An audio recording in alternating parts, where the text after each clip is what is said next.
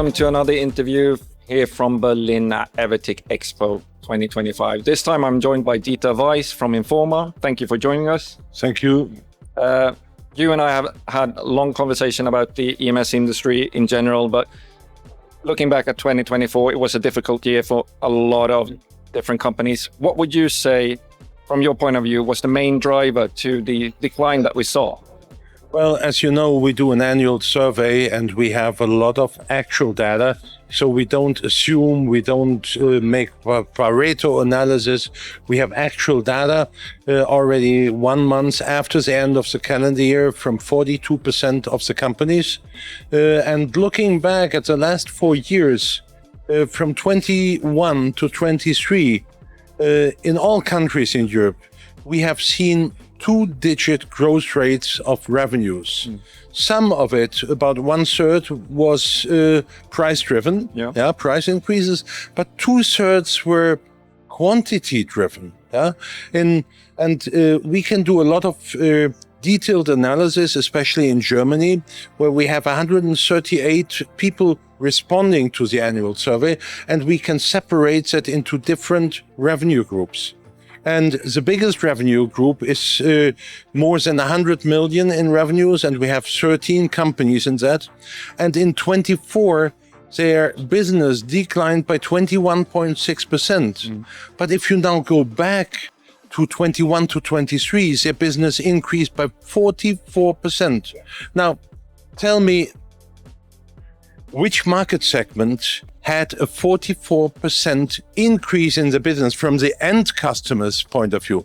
None had. It was an artificial build-up of articles in the warehouses of the OEMs, and therefore it was only logic that at a certain stage, when the warehouses were full, people pulled the brakes and said, no, more orders, and tried to defer orders or even cancel orders. So it was a logic consequence that 2024 was a bad year.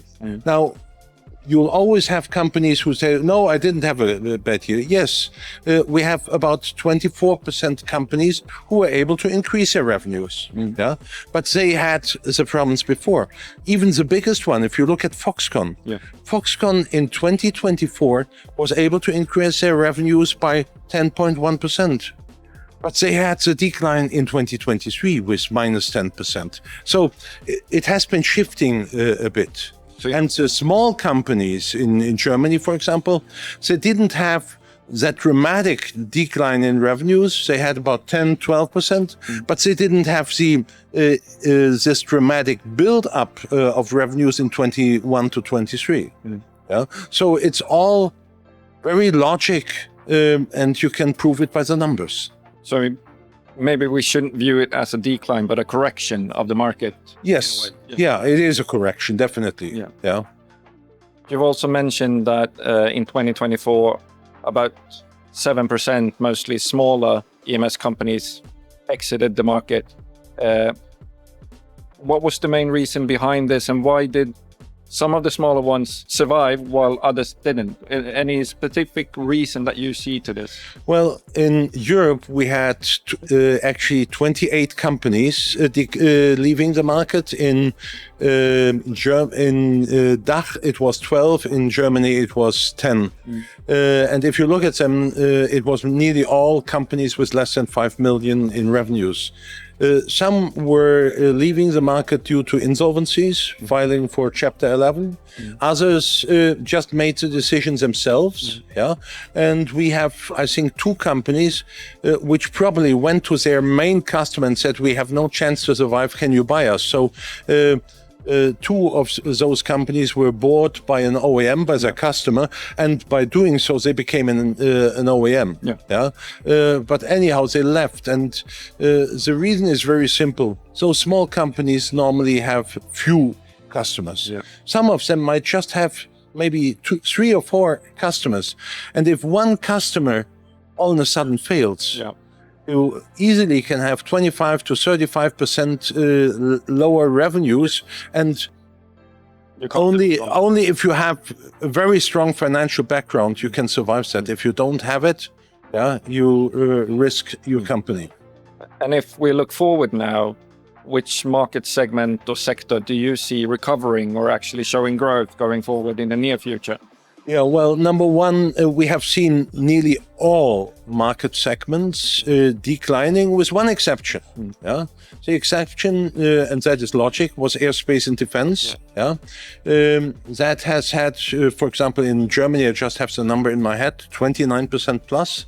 But in Germany, aerospace and defense is not the biggest market segment. It only has 3.7% of the full market.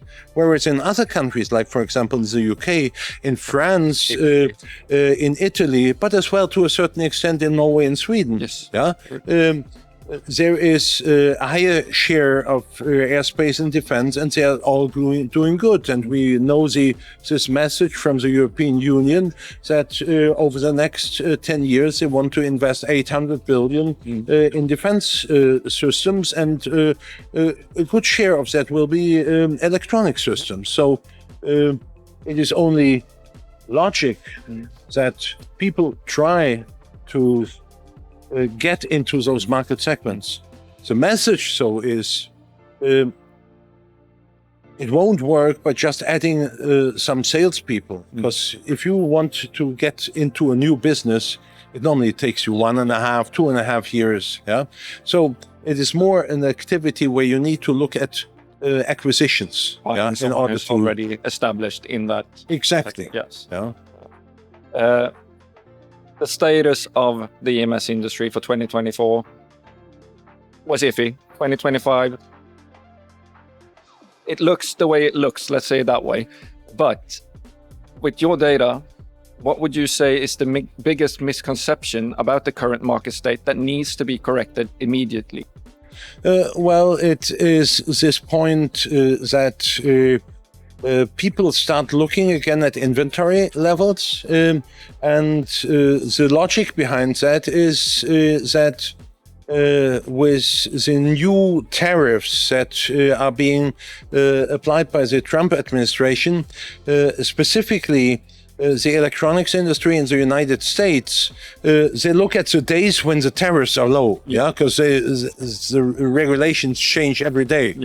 So when tariffs are low, they start buying components from outside of the United States immediately in order to build up stock. So we're going to see an increase in inventories in the United States in specific. Automatically, as we are talking about the global electronics industry, this will lead to longer lead times all over the world, including Europe. But we need to make sure that we don't become nervous now in Europe and say, oh, lead times are increasing, we better now immediately build up inventories again. No, you should not do. Number one, make sure you have a reliable supply chain.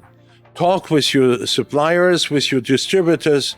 Make sure you're not running for the last cent, but have a reliable source for your component, and be in constant contact with them to watch the situation. But don't just overreact and then say, well, we immediately start buying the full bomb in order to make sure that we can supply our customers tomorrow. That would be the wrong way. So you need to make sure that what you do is has a lot of sense and background behind it. Because the risk of doing otherwise is that we end up in a 2021, 2022 situation again.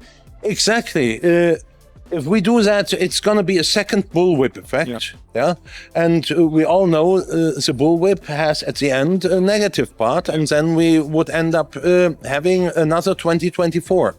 And it would cost more companies their lives.